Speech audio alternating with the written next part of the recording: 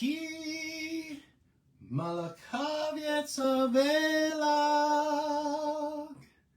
lishmaka b'kol derechecha Hashem yishmor tekavu v'ka metav ve'ad ve'ad olam Hamalach hagoel oti mikora Yevarek yevarek et hanearim Hamalach hagoel oti mikora Yevarek yevarek et hanearim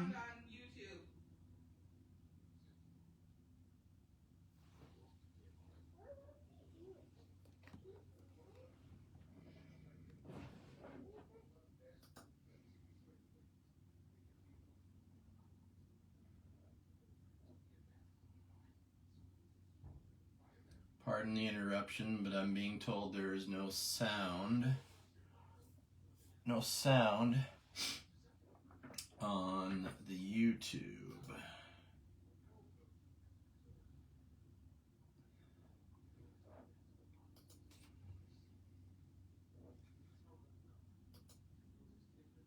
Testing 1, 2. We're gonna have to go back to this. Testing 1, 2. Okay, let's do this. Testing 1, 2. All right, what is going on here? Power is on. Power is on. I'm so sorry about the interruption here. Let's see here. Okay, input, output. Not even the internal microphone. Here we go. Now, all right, let's go. I had to go to my internal microphones. All right, so internal microphone. All right, let me see here. Let's try this again. Hallelujah. Okay. All right, so here we go. All right, so I'm told that Facebook is fine.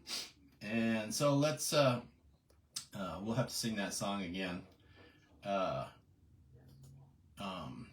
another broadcast. So,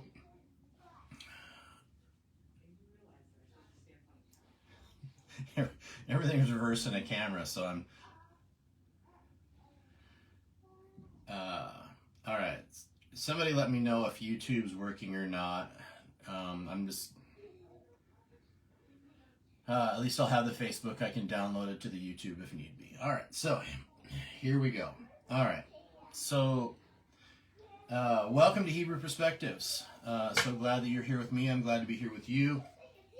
Thank you all for those of you that come. Now, I realize that we're a little bit earlier. We're 8 a.m. this morning instead of our regular 10 a.m. That's why I put an event out so that everyone could see. And so,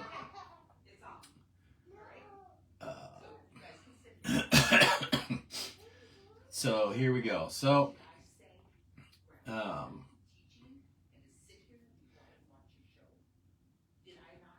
here we go. So welcome, and boy, I almost feel like we need a mulligan. We need a do-over.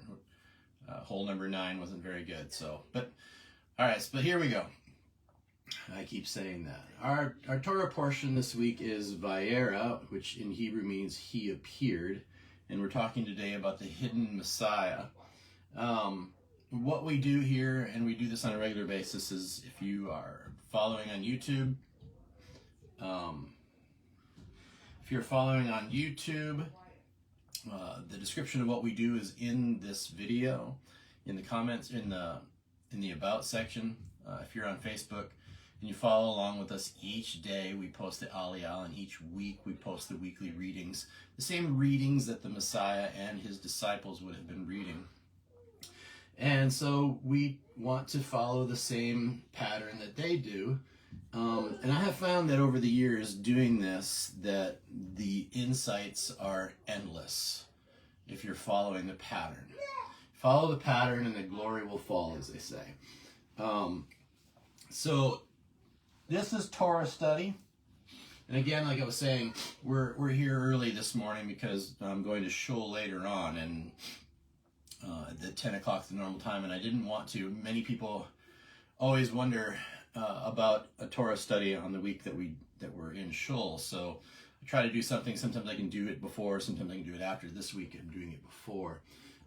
So Torah, again, for those of you who are new, Torah is the first 5 books of the Bible, otherwise known as the Law of Moses. Many people think that the Law of Moses is just a certain number of commandments, or maybe even the 10 Commandments. But actually the Torah pre-existed creation, and there's many evidences, references in the Bible that talk about that. Even in the Gospel of John, in the beginning was the Word, and the Word was with God, and the Word was God. And so, and Yeshua, and the Messiah, is the living Torah. And today we're talking about the hidden Messiah. So Torah also means instruction. So here we go. So let's start out with one of our favorites. Let's start out with from Rabbi Abraham Twersky, Living Each Day. And all right, so Exodus 15 and 23 says, they, the Israelites, could not drink from the waters of Merah because they were bitter. The Baal Shem Tov said that the pronoun they does not refer to the waters, but to the Israelites themselves. Sensory experiences are often completely subjective and relative. I may feel anger and resentment toward the external world, and I often consider the world unjust. Yet because I experience the external world only through my sensory perceptions, the injustices that I perceive may sometimes exist only in my mind, rather than in reality. To the embittered Israelites, even sweet water tasted bitter. Before we pass harsh judgment on others, we would do well to reflect whether these judgments are indeed warranted in reality, or whether they might perhaps be distortions or projections of our own attitudes. Thinking back on previous experiences may help. How often did we think badly about other people only to subsequently discover that we were mistaken? We would be wise to check some of our impressions with others who are more objective, to help us with the validity of our perceptions. So this is a very good lesson for us to learn and to understand, because oftentimes people, their perception that's deep within them, something that they've been trained over the years, whatever it may be, you may say something and they may take it upon themselves as that's the perception that they have, but you're totally polar opposite of what you're saying. So one of the things that I've always learned throughout life is to give people the benefit of the doubt. I'd like to think that people want to do the right thing and want to do good and want to be right, but until they prove otherwise, I'm going to give people the benefit of the doubt. Is that risky? Sure. Can you get hurt? Sure. But it's part of life. You cannot go through life without extending some kind of benefit of the doubt to someone that they might do something. And this week's Torah portion is a good thing about it, that we're getting into part of what we're talking about, the city of Sodom being destroyed. So before we get too far into this, let's go ahead and let's do the blessing for Torah study. Blessed are you, Adonai, our God, King of the universe, who has sanctified us with his commandments and has commanded us to engross ourselves in the words of Torah. Please, Adonai, our God, sweeten the words of Torah in our mouth and in the mouth of your people, the family of Israel. May we and our offspring and the offspring of your people, the house of Israel, all of us know your name and study your Torah for its own sake. Blessed are you, Adonai, who teaches Torah to his people Israel. Blessed are you, Adonai, our King. Blessed are you, Adonai, our God, King of the universe, who selected us from all the peoples and gave us his Torah. Blessed are you, Adonai, giver of the Torah. And as the blessing says, may Torah study always be sweet to you. So we're going to talk about a few things here today. And this Torah portion it has some of the most fantastic insights in it. just going to the seventh aliyah and talking about the Akedah, the binding of Isaac, we could spend hours on just talking on that and all the insights that are in there. You can go back into some past videos if you'd like to, anything about the binding of Isaac, the Akedah, and you can find insights and teachings on that. Fantastic insights brought down by sages and rabbinical sources. And then, so Matthew 26 and 11. I'm just going to start with Matthew 26 and 11. And again, we're talking about the hidden Messiah. 26 and 11. Let's start with verse number 10. But Yeshua knew and said to them, "Why are you wearying this woman? Did she not do a good deed for me? For the poor are with you at all times, but I am not with you at all times." So this is the story of the where the woman brings in the expensive vial of perfume, of oil, and pours it, anoints his feet with her hair. And it's kind of interesting that he uses a reference to the poor you have with you always. And why does he say that? Well, for one thing, the poor you have with you always is, why are there poor people? Why does God allow poverty to begin with? Well, partly poverty is a lot that has to do with people's surroundings. It has to do with how they manage their lives to begin with. But basically, people are poor so that those that do have can help those that have not. There's that opportunity for people to bless and be blessed. So one of the things we're going to see here today in this Torah portion is there's a big contrast between Abraham and Sodom. And so chapter 18 and verse number 1, parasha Vayeira, says, Hashem appeared to him in the plains of Mamre while he was sitting at the entrance of his tent in the heat of the day. He lifted his eyes and saw, and behold, 3 men were standing over him. He perceived, so he ran toward them from the entrance of the tent and bowed toward the ground. And he said, "My Lord, if I find favor in your eyes, now please pass not away from your servant." Now, there's a lot of commentary on here. If you read that closely, you're like, it says that they were standing over him, and then he ran to greet them, and he bowed down. So there's a lot of different sources that talk about this particular event. They talk about that as 3 angels, but we understand that it is these 3 figures. 2 of them go off to Sodom, and 1 stays with Abraham. And we understand that is God himself. And so there is no you just basically following the dots, you can complete the picture. So but again, there's a lot of contrast when it comes to the life of Abraham and Sodom. One of the things that we notice is that here Abraham, when I just read to you, it says that he perceived and he ran toward them. This is the 3rd day after his Brit Milah. This is the 3rd day after his circumcision. I imagine he was pretty uncomfortable because it was also a very, very hot day that day. Very, very hot. And I'm sure he was quite uncomfortable, but yet Abraham was known for his hospitality. He was known for his faith. Or many people, when they think of Abraham, they think of faith. That's what he was known for. But in actuality, he was known for his hospitality. As a matter of fact, it is said that his tent was open on all 4 sides, so that he could see people going by in any direction, and then he could invite them in and give them hospitality and help them, feed them, and talk to them about the one true God. So,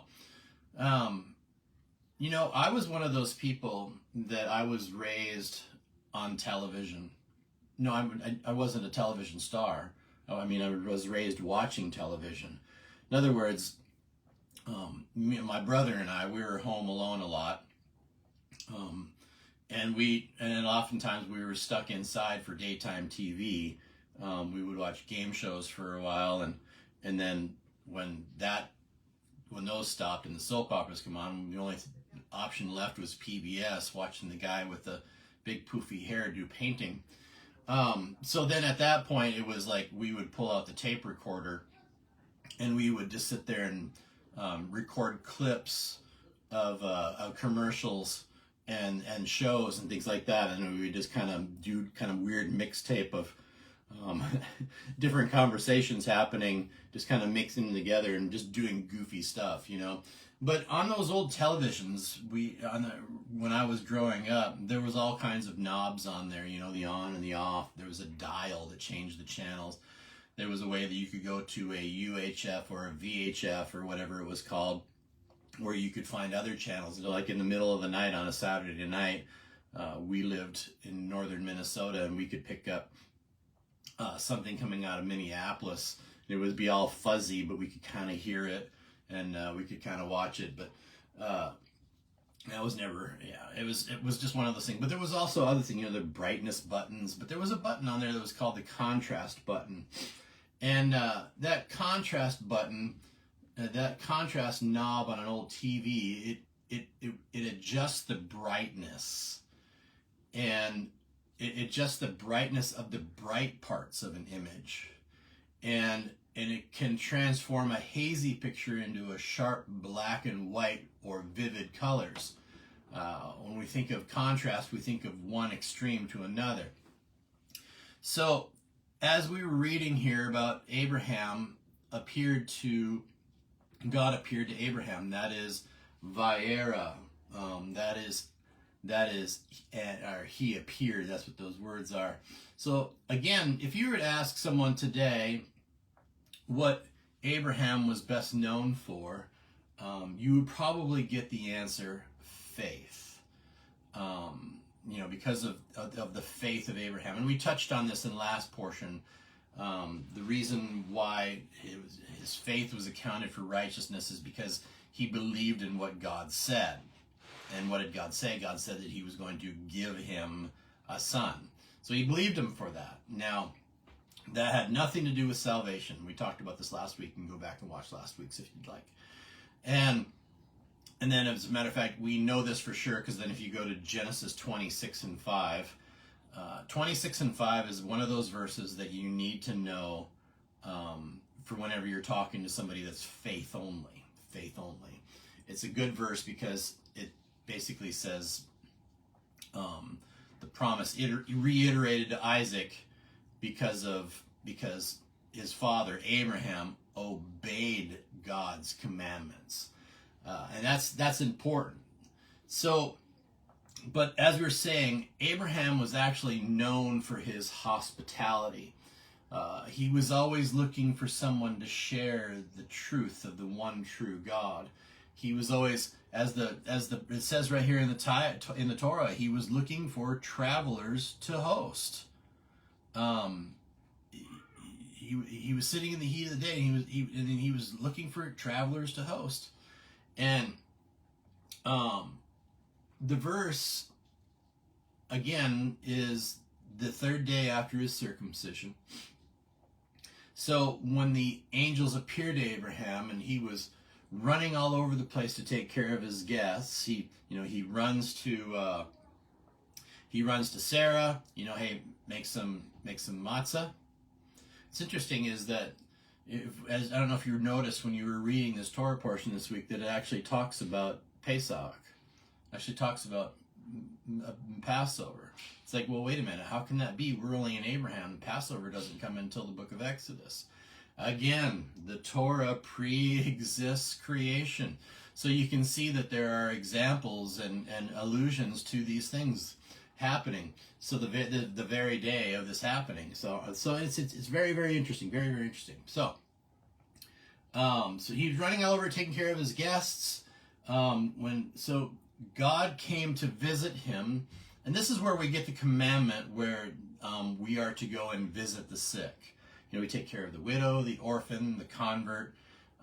We also take care of this. We visit the sick.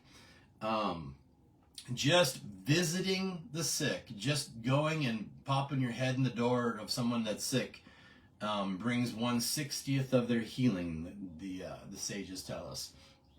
And so God came to visit, and God loved Abraham. God really, really, really loved Abraham. And it's interesting because we look at verse 19 and it says, I have promised him these blessings, for I cherish him, and I cherish him because he instructs his children. Listen to this very carefully. He instructs his children. Again, what are we doing here? This is Torah study. Torah means instruction, right? He instructs his children and his household after him. So he's in control of his house. He's instructing. He's leading by example. He's following God's commandments, right? And it says here, because he instructs his children and his household after him to keep God's ways. What are God's ways? God's ways are the Torah. That's what it is. That's what it's talking about. That's whenever you talk, whether it's a rabbinical euphemism or it's in the Torah itself, it's talking about the way. It's talking about the way of God. By acting with, there's a key word right there. Acting. That's doing something. That's not something to do in Hollywood. That's a farce. Acting is, they're doing an action, but anyway. But acting with righteousness. He's a tzaddik. He's a righteous person. And justice, so that they will earn my blessings. In fact, when he instructs them to follow my teachings, he adds explicitly, so God will be able to bring about for Abraham everything he said concerning him. Now, if you remember correctly, if you remember previously, God blessed Abraham with everything. Everything. This is why he's the beginning of it all. Abraham and Sarah are our best examples. We could spend a whole year or even longer studying just Abraham and Sarah with all of the insights that there are and how much it affects us in our life and how to apply these things to our life that would help us. So God blessed Abraham with everything. So let's contrast Abraham's hospitality with Sodom's inhospitable ways. So let's see here. Let's go. I'm reading from the commentary of the Chumash, and it's talking about the contrast between Israel and Sodom. The implication of verse 19 is that the seed of Sodom's wickedness lay in its failure to abide by the principles that Abraham would indicate to his offspring. The cruelties of Sodom I'm getting a phone call from my daughter. I can't take that right now. Sorry, darling. All right, let's start that again. The implication of verse 19 is that the seed of Sodom's wickedness lay in its failure to abide by the principles that Abraham would inculcate in his offspring. The cruelties of Sodom have become part of the language as the epitome of selfishness, callousness, and depravity. All you have to do is you can go to chapter 19 and but the root of their evil was greed. Sodom was a rich and fertile region, and as such it was a magnet for people seeking to make their fortune, as it was for Lot. There are midrash that talk about how I don't know if it's literal or not, but the ground there was so fertile that, you know, they'd pull out a potato and there would be gold underneath it. All right, it was a very prosperous place, very, very, very prosperous place. But the Sodomites wanted to maintain their own prosperity and not be encumbered by a flood of poor immigrants. The wealthy and well-connected lots of the world were welcome in Sodom. And as a matter of fact, one midrash says that why was he standing in the gate when the two angels came, is because they had made him a judge. Remember, he had gotten his wealth from being with Abraham. There's an interesting thing about that is when Abraham and Sarah, last week's Torah portion, when they went to Egypt, and he said that Abraham said that, you know, tell Sarah to say that you're my sister. When you go back to the genealogies, if you really realize it, if you search it out and you read it again, you'll realize that actually Lot and Sarah were siblings. So there was a kind of a sister thing there. But remember, there's not much mentioned in that story. Lot's not mentioned at all, but we know that he was with them. And what did he do? He could have very easily said, whoa, wait a minute. She's not your sister, she's my sister. He could have very easily have said, wait a minute, these riches belong to me. But he didn't do that. And God counted it and merited it to him because of that. And later on we'll see that he actually does bless him for it. But, you know, because, you know, like we talked about, the bride price and things like that, right? So, to discourage undesirable newcomers, however, the Sodomites institutionalized state cruelty so that it became a crime to feed a starving person or alms to a beggar. So there are different... I'm amazed at the number of midrashic stories about what Sodom was like. There are just so many of them. One example is that Abraham sent Eliezer off to do something, and Eliezer had to pass through Sodom to get where he needed to go, and he didn't know the laws of the land. And as he's going through there, a man comes up to him and hits him and bloodies his nose. And the man says, "You owe me now." And he's like, "What are you talking about?" He says, if you're bloodied by from somebody from Sodom, from in our city, you have to go before the judge and you have to pay me. And it's crazy. It kind of sounds like our world today.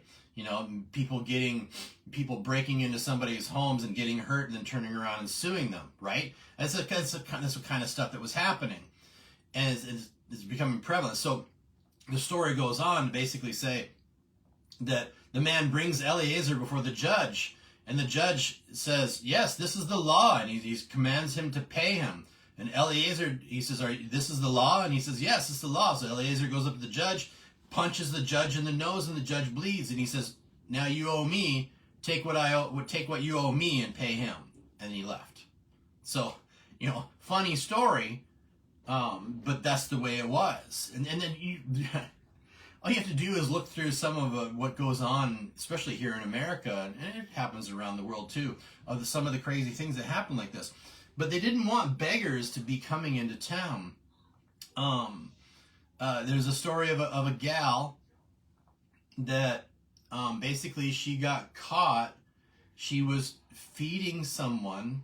So here's what happens. Here's what was happening. The people of Sodom were rich. They had coins. Matter of fact, they even made coins with their own names on them. So in other words, you know, here's one of my coins, here's one of your coins. They would purchase things with it. But what they would do is, so it was outlawed to feed a beggar. It was outlawed. So what would happen is that they would give coins to the beggars, but then the merchants wouldn't sell anything to the beggars. The beggars would continue to suffer and starve and die. And then the townspeople would go back and say, "Oh, yeah, here's your coin, has your name on it. Here's your coin, has your name on it." That's pretty cruel. That's pretty cruel. But there's a story of a young woman story of a young woman who she was secretly feeding a beggar. She might have been one of these few righteous people that was actually, that as we read a little bit further on, where Abraham was pleading for. But according to the Midrash, what happened is that they caught her, and they set her on top of the wall, covered her in honey, and the bees killed her. And which is horrible. And they say that is the cry, that is the outcry from Sodom, that God heard. That was the cry. And so that is what caused God to part of the reason why God came down and did what he did. So like I said, so as I was studying all of this, one of the theme that I found most frequently was that they did not like guests. So here's that contrast. Here's that from that light to dark. All right, here from Abraham being the epitome of the epitome of hospitality, the epitome of hospitality, and now you have Sodom, which is don't like guests. They even have a law against it, as I said. And so, and another thing that's interesting about this, so there's another midrash, and I think I talked about this last year.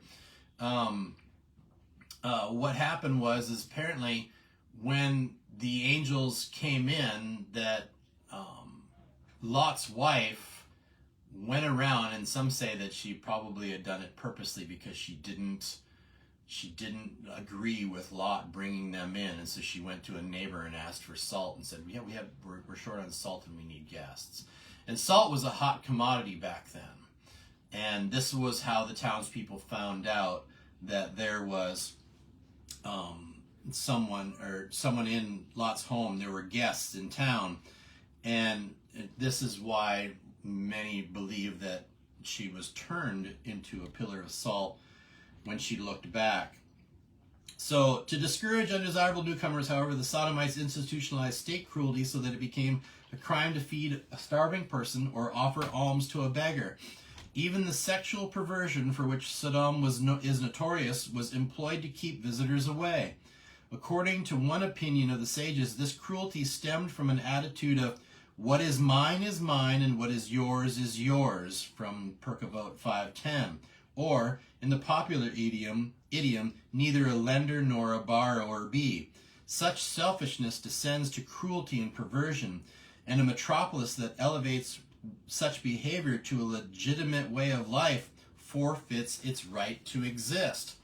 Now, as a matter of fact, as you go along, we're reading in the story, chapter 19, verse number 4, reveals something pretty interesting.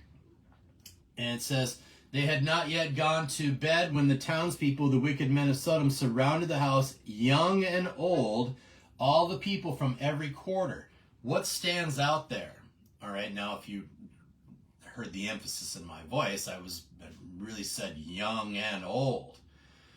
So, when you look at older people and what older people struggle with, what do they struggle with? They tend to be somewhat conservative, do not like change.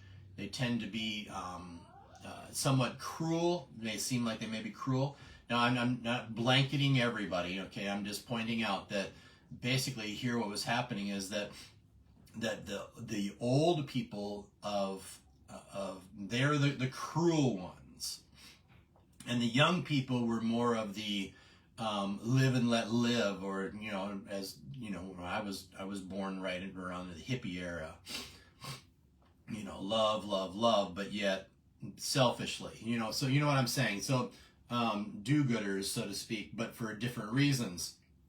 Now, so what happens when the young, it lists young before the old. So the young, if the young are being cruel, they learned it from the old, and it's been ingrained into them, and this is one of the tipping points, so to speak, that God sees. So, for example, whenever you go, whenever you're doing something like say, let's say you're appointed to a small congregation, you're going to center around the young and the youth, and grow from there, because an old dog can't learn new tricks, right?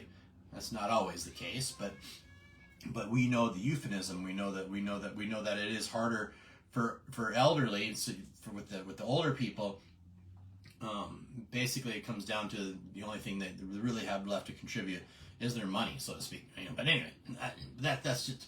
But the point is that if it's so far infected that the young people are just as bad as the elderly, that it's a hard hoe to row to get people to change when it comes down to that.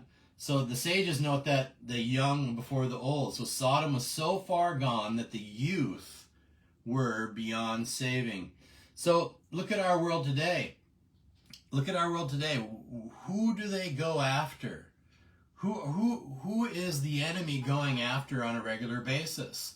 They're going after the young people today. They're going after the youth. And that's why we have so many young people that they just seem to be so easily fall into something perceived to be doing good, but yet it's not the right way. It's completely wrong.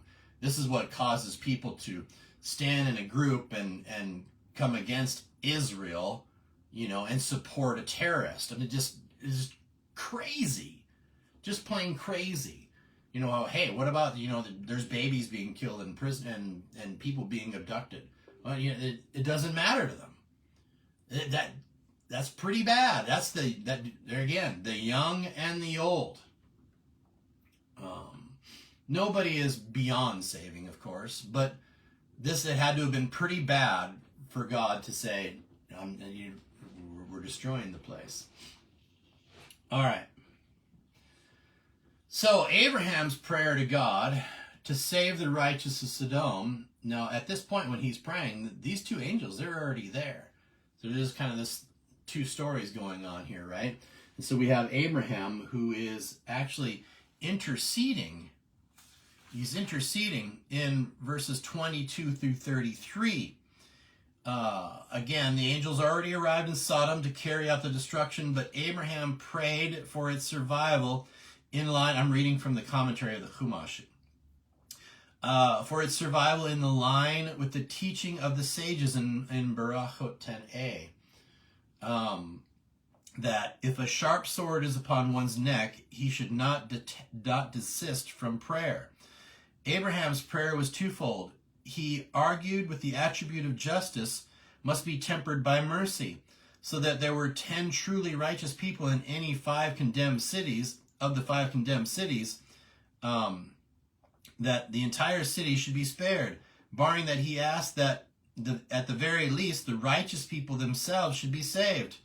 As part of his plea, he expressed himself in a strong, apparently disrespectful terms, saying that God's course of justice was a sacrilege in verse 25.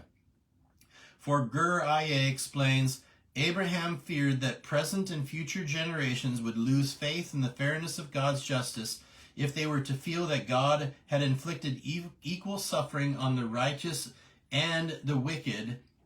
In response to his prayer, God said that he would indeed exercise mercy, but there was no one except for Lot who deserved to be saved. Now, Rabbi Moshe Feinstein explained why Abraham pleaded so strenuously for the people who were so notorious for their wickedness. Ordinarily, people preach kindness, but they become outraged and hate those who dispute their values. Abraham, on the other hand, cared only for the truth as defined by the Torah. He felt no animosity toward evildoers. He wanted only for them to change for the better. Therefore, he felt that if there was a nucleus of 10 good people in a city, there was hope that they could influence the others by teaching and example. So again, this is another one of these things. He's giving people, there's a benefit of the doubt that there may be some people that want to do right, that want to do teshuvah, that want to return to God. The peer pressure might have just been so extreme that it was very difficult to do something like this. This is why we pray and we bless on Shabbat evening. We bless our grandsons and our sons to be like Ephraim and Manasseh. Why? Because they were two young Jewish boys that live in the midst of idolatry in Egypt and remained pure. So that's just amazing. So now, let me not get off track here. So one of the questions we may ask is that when the two angels entered the city and Lot says, come stay with me, and they're like, no, we're going to stay out here in the street. And you're like, well, they know it's an evil town. Lot knows it's an evil town. Why do they want to stay in the street? Again, there's that benefit of the doubt that, hey, we stay out here for just a little bit. Somebody may come and invite us in and show us hospitality. So at the same time that Abraham is, bargaining with God, the angels are in the town are looking for that hopeful teshuvah that may happen. Whereas Abraham's praying that hopefully there's 10 people, at least 10 people that will do teshuvah. And again, this is another thing. This is where we get a minyan in a synagogue. A minyan is what you need enough to have to do certain things, to be able to perform certain things in a synagogue. If you don't have 10 men, you can't do it. But anyway, so there's something interesting that happens here. So at that point, let's go to chapter 19. And let's read in part of the story. So in verse number 10, the men stretched out their hand. This is the two angels. The men stretched out their hand and brought Lot into the house with them and closed the door. And the men who were at the entrance of the house, they struck with blindness from small to great, and they tried vainly to find the entrance. Then the men said to Lot, whom else do you have here? A son-in-law, your sons and your daughters? All that you have in the city, remove from this place, for we are about to destroy this place. For their outcry has become great before Hashem, so Hashem has sent us to destroy it. Now, you look at the Hebrew here, and they're using the name. It's using the name for the God of mercy. So they're saying the God of mercy is going to destroy this place.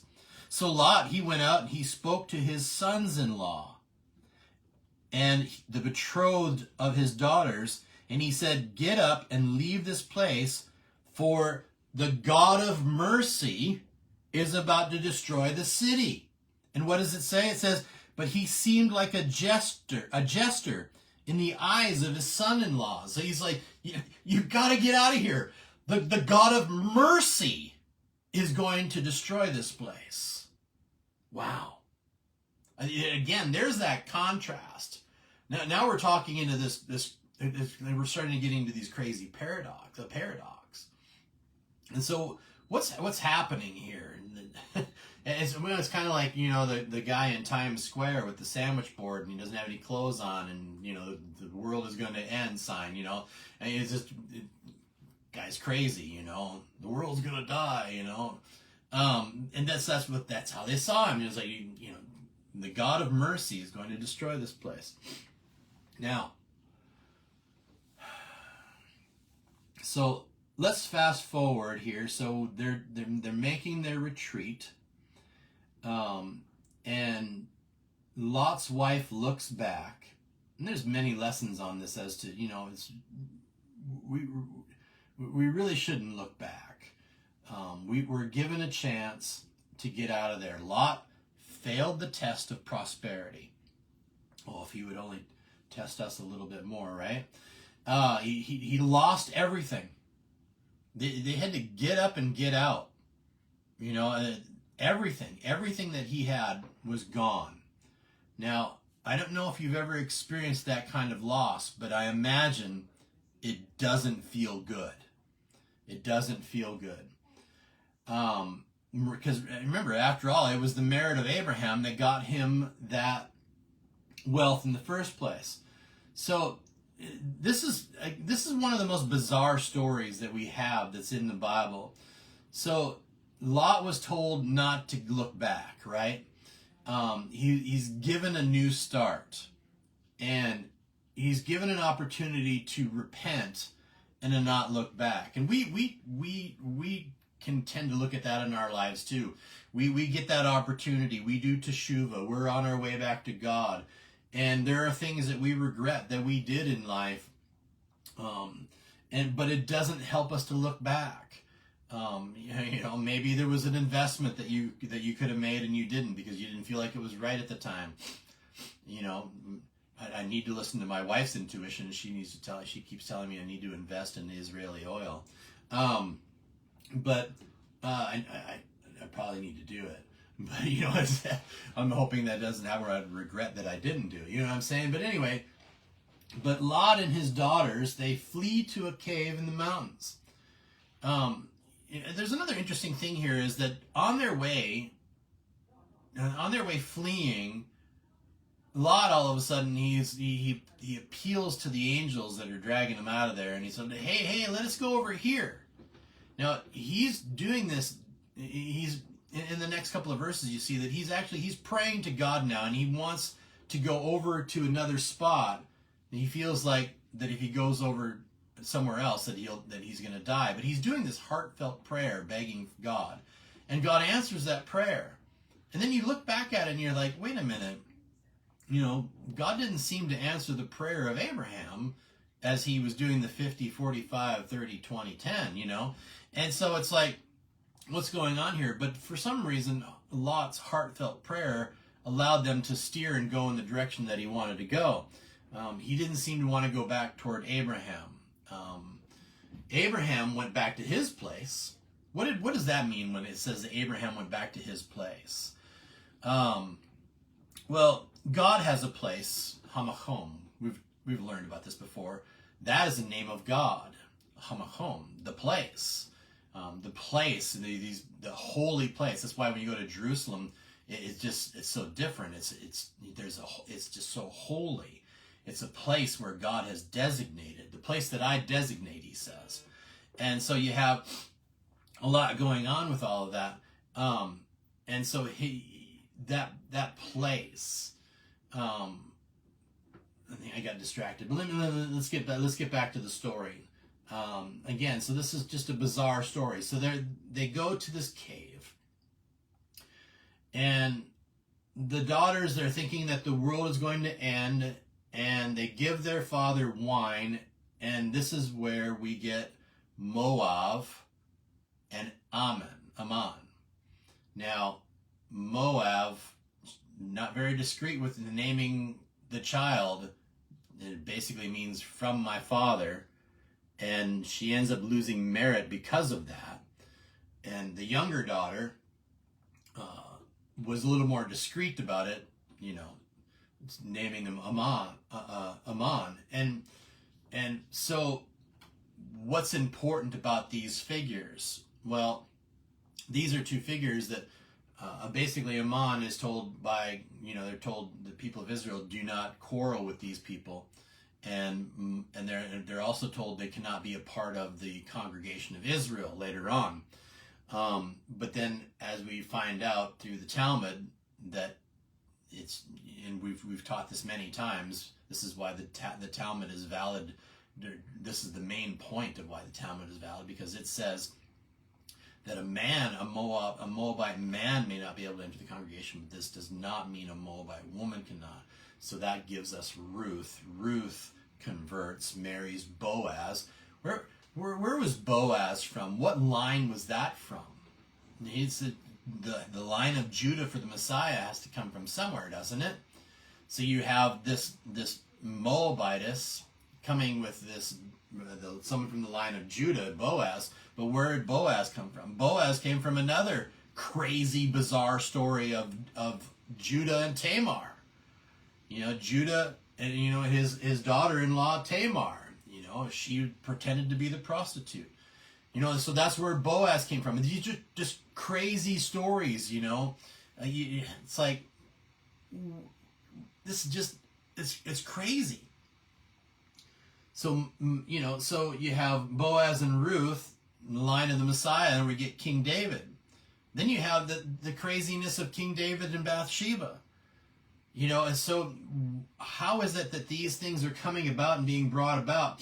The sages tell us that there is a time that because the enemy doesn't want certain souls, important souls, to come into the world, that God disguises those souls and sends them in through what would seem like inappropriate. Well, they are inappropriate means, but you wouldn't think that something good would come out of what had just happened. But so here you have an ancestral relationship, Lot and his daughters, and it leads to the Messiah.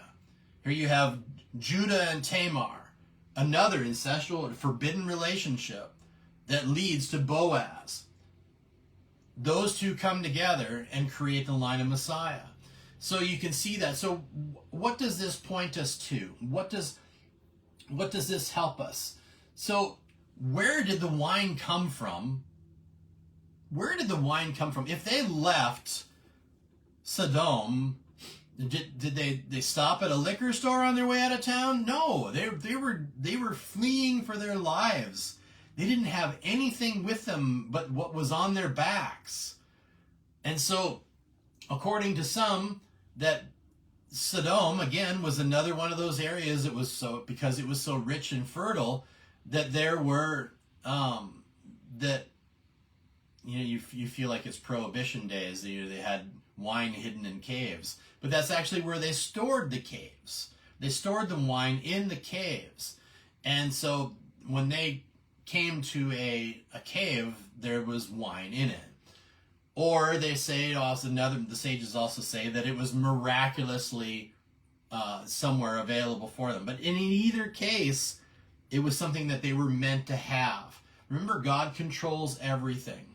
And again, according to the sages, when a righteous soul is coming in and the enemy wants to prevent it, how can we believe something like this? Why would we believe something like this? Because in today's world, you have people aborting babies left and right. I have another book called The Messiah Text. And I don't have it close to me. I'm going to pull it out for some future teaching here pretty soon. But there's a part in there where it talks about how the Messiah will come when a certain number of souls have entered the world. So, in other words, there is a well of souls. We were all created at the same time. We were all created at the same time, just coming into the world at a different time, if you understand what I'm saying. So this is why the enemy is trying to stop certain souls come in. This is why God has to kind of do it in a way that, like, whoa. So let's look at Joseph and Miriam giving birth to Yeshua. She's a virgin, right? We have the story here of Sarah and Abraham, and she is barren. I mean, the Bible says that she is withered. That's how, they're both old. If you look at that, that is a miraculous conception as well. From the very beginning, Abraham and Sarah. And so leading us all the way up to the Gospels, you have Joseph and Miriam. And what is the perception there? That he's a mamzer. That Joseph, this was done wrong. So again, hidden and brought out, and it has to do with this. What happens with wine? What does wine do? Wine reveals secrets. The numerical value of wine is 70. That's also the same numerical value of the word in Hebrew, sod. Sod is mystical or deep.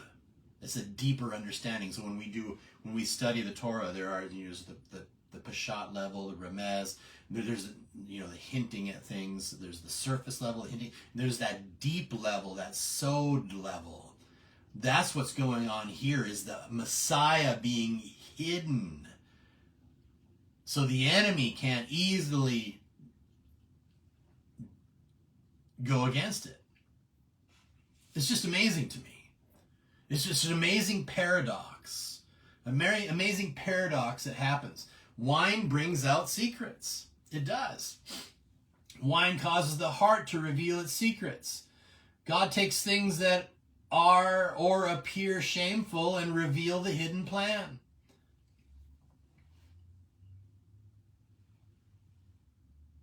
What a paradox.